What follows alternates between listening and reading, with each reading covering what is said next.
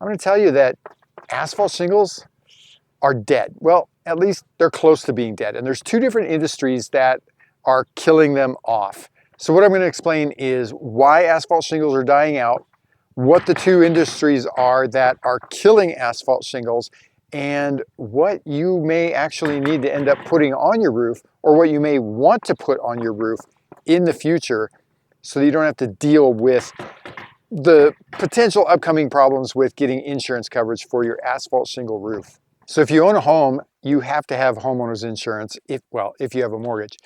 And you've probably noticed that the cost of homeowners insurance is just exploding. And one of the reasons for that is because of asphalt shingles. And specifically, it's because of the effect different weather events have specifically on asphalt shingles.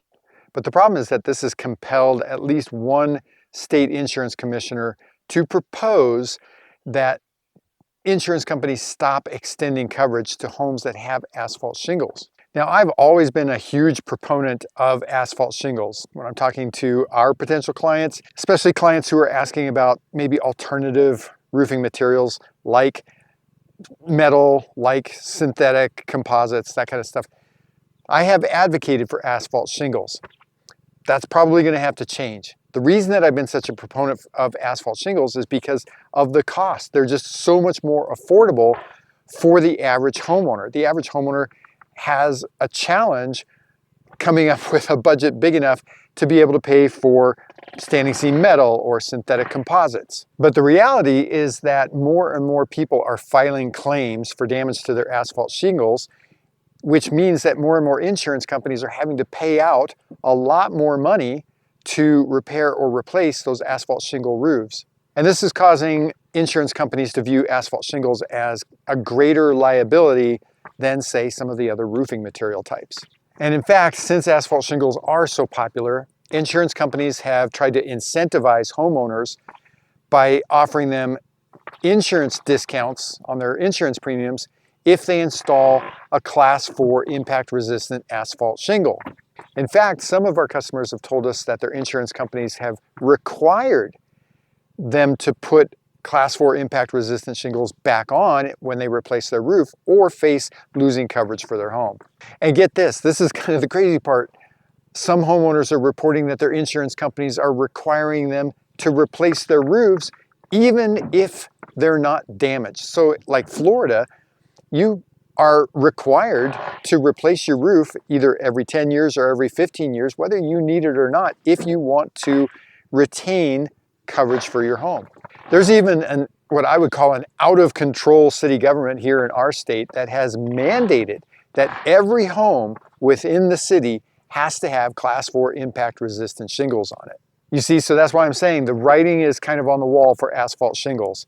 The reality is that if you have asphalt shingles on your house or you want asphalt shingles in the future, you may not be able to get either affordable insurance coverage or insurance coverage at all. And in fact, a lot of insurance companies are making the wind and hail deductibles for asphalt shingle roofs so high that if you do have to replace your roof, you're going to end up paying for it out of pocket anyway because your deductible is so high.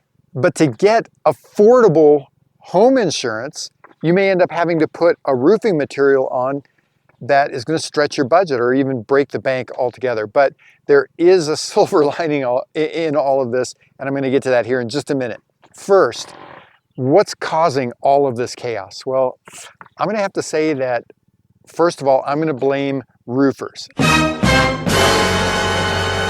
In my opinion, that's one of the two industries that's causing this problem. I really think that we as a roofing industry have done this to the homeowner. I mean, after every major storm, roofers canvass the country trying to convince homeowners to file claims to replace roofs, whether the roofs really need to have an insurance claim on them or not, whether the roofs really need to be replaced or not. Now, yes, I'm talking about claims that get denied because there is justifiably no damage on the roof, but I'm also talking about claims that, I mean, the roof is just barely damaged. The damage is just superficial, and in reality, the homeowner doesn't really need to replace the roof. But because of the language in a homeowner's policy, the insurance company has to pay to replace the roof because there is damage.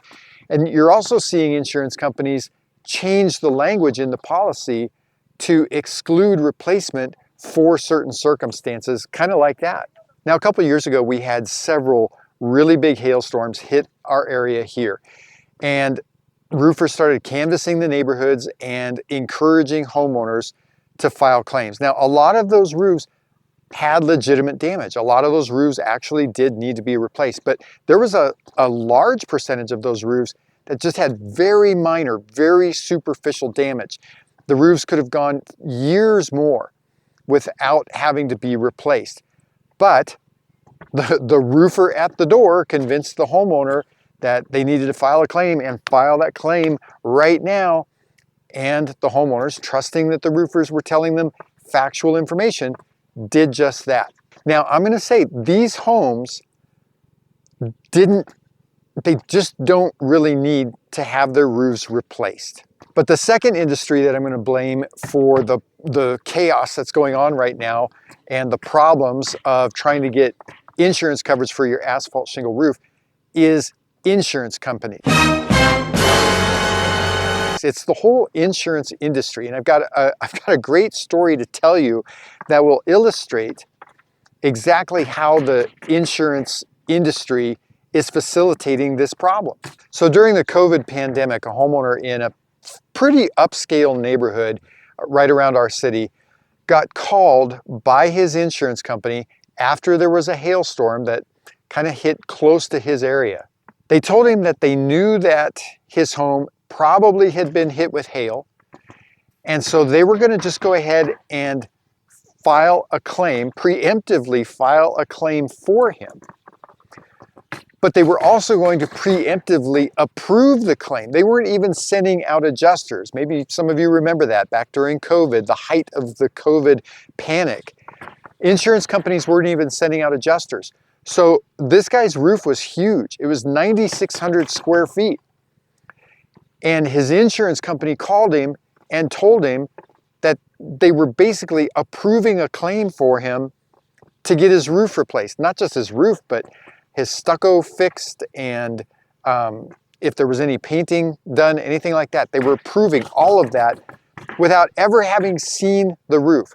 So this homeowner called me, and I went out to look at the roof. Of course, I need to get my information to be able to do the job for him.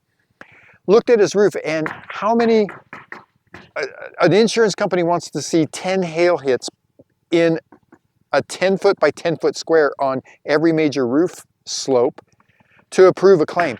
How many hail hits do you think that I found when I went out there? Guess what? I found 2. And that wasn't 2 in a square, in a 10-foot by 10-foot square. That was 2 hail hits on the entire roof.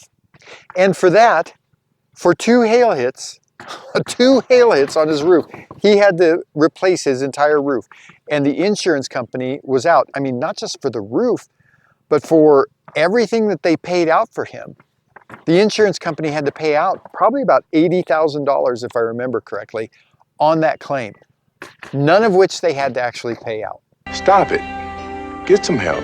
But the other thing that insurance companies do is penalize homeowners who are trying to keep their insurance claim record clean. So if a homeowner doesn't file claims, well, of course, that ends up saving the insurance company money. But then what happens is that an insurance company turns around and tells a homeowner who may or may not have hail damage that if they didn't file a claim, then they're going to potentially lose their coverage for a potential problem that might exist on the roof. So their logic seems to be that if they believe that a hailstorm happened in a particular area, they just assume that your roof must have gotten damaged. But then if you don't file a claim, then you're at risk of getting your insurance coverage dropped if they believe that you have damage on your property. It makes no sense. But probably the dumbest thing that insurance companies do is hire insurance adjusters, third-party insurance adjusters. So these are subcontractors, and they pay them a commission based on the insurance claim amount. So of course an insurance adjuster is going to be financially incentivized if his income is dependent on whether or not he's approving a claim and if and how much that approved claim is for. Now, if you've got questions about any of this, leave a comment down below, but be sure to watch the rest of this video where I explain what you can do about this.